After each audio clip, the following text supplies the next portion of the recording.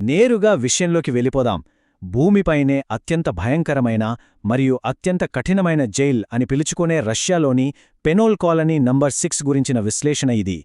ఈ జైలును నిష్పాక్షికంగా అర్థం చేసుకునే ప్రయత్నం చేద్దాం. ఇక్కడ బందీగా బ్రతకడం కంటే సంతోషంగా మరణశిక్షణ ఎంచుకోవడమే మేలని ఖైదీలు భావిస్తారంటే అక్కడి పరిస్థితులు ఎంత అమానవీయంగా ఉంటాయో మనం అర్థం చేసుకోవచ్చు. ప్రపంచంలోని అత్యంత క్రూరమైన నేరస్తులందరూ ఇక్కడే ఉంటారు. -40 °C. ఒక్కసారి ఊహించుకోండి. ఈ ఉష్ణోగ్రత గురించి వింటేనే వణికిపోతాం కదా. కజకిస్తాన్ సరిహద్దు సమీపంలో ఎటూ చూసినా మంచు తప్ప మరేమీ కనిపించని అత్యంత ఏకాంత ప్రదేశంలో ఈ జైలును నిర్మించారు. ఒకవేళ ఏదైనా అద్భుతం జరిగి ఈ కట్టుదిట్టమైన జైలు నుంచి ఏ ఖైదీ అయినా తప్పించుకున్నా సరే ఆ చుట్టుపక్కల ఉండే భయంకరమైన చలి ఖచ్చితంగా వారి ప్రాణాలు తీసేస్తుంది. ఆ వాతావరణం నుంచి ఎవ్వరూ ప్రాణాలతో బయటపడలేరు. సెక్షన్ 3 గేట్వే టు హెల్, నరకానికి ద్వారం. ఈ జైలు అధికారిక పేరు పెనల్ కాలనీ నెంబర్ 6 అయినప్పటికీ దీనికి బ్లాక్ డాల్ఫిన్ అనే పేరు స్థిరపడిపోవడానికి కారణం ప్రవేశద్వారం దగ్గర ఉండే ఒక నల్లటి డాల్ఫిన్ విగ్రహమే. కానీ ఇక్కడొక ఆశ్చర్యకరమైన విషయముంది. కొత్తగా వచ్చే ఖైదీలకు ఆ ప్రవేశద్వారం దగ్గరున్న డాల్ఫిన్ విగ్రహాన్ని చూసే అవకాశం అస్సలు రానేరాదు. ఎందుకంటే వాళ్లను లోపలికి తీసుకొచ్చేటప్పుడు కళ్లకు పూర్తిగా గంతలు కట్టేస్తారు. జైలు బయట నిర్మాణం ఎలా ఉందో వాళ్లకేమాత్రం తెలియకూడదన్నదే దీని ముఖ్య ఉద్దేశం. అసలు భవనం ఎలా ఉందో, ఏ దారి ఎటు వెళ్తుందో ఐడియా లేకపోతే భవిష్యత్తులో వాళ్లు పారిపోయే ప్లాన్ వేయడం కూడా అసాధ్యం కదా. Section 4 3 tired security ring. ఇప్పుడు భద్రతాపరమైన వివరాలు చూద్దాం. జీవితకాలం ఇక్కడే మగ్గిపోయే ఈ ఆవజ్జీవ ఖైదీల కోసం 3 అంచెల భౌతిక భద్రతా ఏర్పాట్లుంటాయి. ఇప్పుడీ స్లైడ్లో మనం గమనించాల్సిన ఆసక్తికరమైన విషయం సెల్ నిర్మాణం. ప్రతీ ఖైదీని ఏకంగా 3 పొరల మందపాటి ఇనుప కడ్డీల లోపల బంధిస్తారు. పోనీ ఇన్ని కడ్డీలు వేశారు కదా అని గార్డులు వదిలేస్తారా అంటే అదీలేదు. ప్రతి 15 నిమిషాలకొకసారి వచ్చి తనిఖీ చేస్తూనే ఉంటారు. ప్రతి ఒక్కరికీ ఒంటరి సెల్లుంటుంది. అంటే పక్కనున్న వాళ్లను చూసే అవకాశం కూడా ఉండదు. ఇక గార్డులేమైనా చెబితే దానికి కేవలం ఎస్ సర్ అని మాత్రమే సమాధానమివ్వాలి, ఇంకేమీ మాట్లాడకూడదు. ఇక ఖైదీలను ఒకచోట నుంచి మరో చోటకు తీసుకువెళ్లే విధానం వింటే నిజంగా షాక్ అవుతారు. దీన్ని స్ట్రెస్ పొజిషన్ అంటారు. అంటే ఖైదీ నడుమును ముందుకు వంచి 2 చేతులను వెనక్కి లాక్ చేసి కళ్లకు గంతలు కట్టి మరీ నడిపిస్తారు. ఇలాంటి అసహజమైన భంగిమ వల్ల ఖైదీలు ఎటు వెళ్తున్నారో తెలుసుకోలేరు. పైగా గార్డులకు వాళ్లమీద పూర్తి కంట్రోలుంటుంది. Section 5 worse than animals. జంతువుల కంటే హీనంగా. ఈ కఠినమైన దినచర్య వాళ్ల గౌరవాన్ని ఎలా నాశనం చేస్తుందో చెప్పడానికి ఒక ఖైదీ అన్న మాటలు చాలు. ఇక్కడ జంతువుగా మారడం చాలా సులభం, కాని మనిషిగా మిగలడం చాలా కష్టం. అసలు సాధారణ జైళ్లకి ఈ బ్లాక్ డాల్ఫిన్కి ఉన్న తేడా ఏంటో ఒక్కసారి చూద్దాం.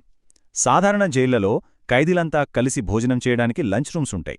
కాని ఇక్కడ సెల్ లోపలికే అచ్చం కుక్కకి పెట్టినట్లు ఒక ట్రేలో ఆహారాన్ని దూరం నుంచే నెట్టేస్తారు. నిద్ర లేచిన తర్వాత పగటిపూట కూర్చోవడానికి గానీ పడుకోవడానికి గానీ అస్సలు పర్మిషన్ లేదు.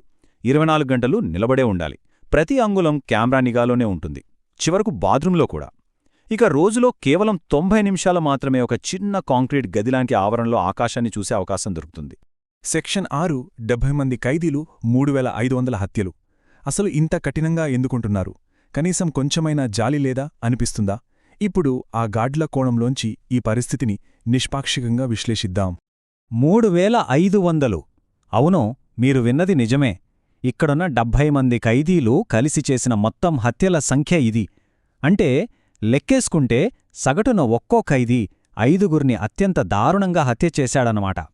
ఈ ఒక్క లెక్క చాలు ఇక్కడున్నవారు సమాజానికి ఎంత ప్రమాదకరులో అర్థం చేసుకోవడానికి. అందుకే నేషనల్ జియోగ్రాఫిక్కి ఇచ్చిన ఇంటర్వ్యూలో డానిష్ అబ్బాషియా అనే ఒక గార్డ్ చాలా స్పష్టంగా చెప్పాడు, వీళ్ల పట్ల మాకు ఇసుమంతా కూడా సానుభూతి లేదు, అసలు వీళ్ళని మనుషులుగా చూడటమే కష్టమన్నాడు. ఎందుకంటే ప్రతి ఖైదీ సెల్ తలుపు మీద వాళ్లు చేసిన ఘోరమైన నేరాల చిట్టా రాసి ఉంటుంది. ప్రతిరోజూ గార్డ్లకు ముందుగా కనిపించేది ఆ నేరాల జాబితాయే. అది చూసినప్పుడల్లా ఆ ఖైదీల క్రూరత్వం వాళ్ల కళ్ల ముందు మెదులుతూనే ఉంటుంది. వీళ్ల నేరాలు ఏ స్థాయిలో ఉంటాయో చెప్పడానికి ఈ ఉదాహరణలు చూడండి. స్టాంకో అనే ఖైదీ తన సొంత స్నేహితుడిని చంపి ఆ మాంసాన్ని పక్కింటి వాళ్లకు తినిపించాడు. ఇక బనక్ అనే మరో ఖైదీ ఏకంగా 5గురిని చంపి వాళ్ల శరీరాలను తగలబెట్టడమే కాకుండా ఈ జైలుకొచ్చాక తన రూమ్మేట్నే తినేశాడు. ఇది నిజంగా వినడానికే భయంగా ఉంది కదూ. అందుకే వీళ్ల పట్ల ఏమాత్రం సానుభూతి చూపించరు. Section 7 death is the only way, చావే శరణ్యం. ఈ విశ్లేషణలో మనం చివరి భాగానికి వచ్చేశాం. ఇక్కడ ఉండే మానసిక ఒత్తిడి, శిక్షల తీవ్రత గురించి ఇప్పుడు చూద్దాం. ఇక్కడ నుంచే సొరంగాలు తవ్వి పారిపోవడం లాంటివి సినిమాల్లోనే సాధ్యం, ఎందుకంటే నేలంతా మందపాటి కాంక్రీట్తో ఉంటుంది. ఇక శిక్షల విషయానికొస్తే -డిగ్రీల చలిలో నగ్నంగా నిలబెట్టి వాటర్ పైపులతో నీళ్లు కొట్టడం లాంటివి చేస్తారు. పుస్తకాలు, రేడియోకి అనుమతి ఉన్నప్పటికీ టీవీ, ఇంటర్నెట్ పూర్తిగా నిషేధం. మనుషులు ఎవ్వరూ కనిపించకుండా దశాబ్దాల పాటు గడిపే భయంకరమైన ఒంటరితనం ఖైదీలను నెమ్మదిగా పిచ్చివాళ్లను చేస్తుంది. చివరగా మనందరం ఆలోచించాల్సిన ఒక ముఖ్యమైన ప్రశ్న: ప్రపంచంలోని అత్యంత క్రూరమైన నేరస్తుల కోసం సమాజం తరపున ఇంతటి కఠినమైన, అమానవీయమైన పరిస్థితులతో కూడిన శిక్షను అమలు చేయడం నిజంగా సమంజసమేనా? అసలు దీనికి సరైన పరిష్కారమేంటి? ఈ లోతైన ప్రశ్నతోనే మన ఈనాటి విశ్లేషణను ముగిద్దాం.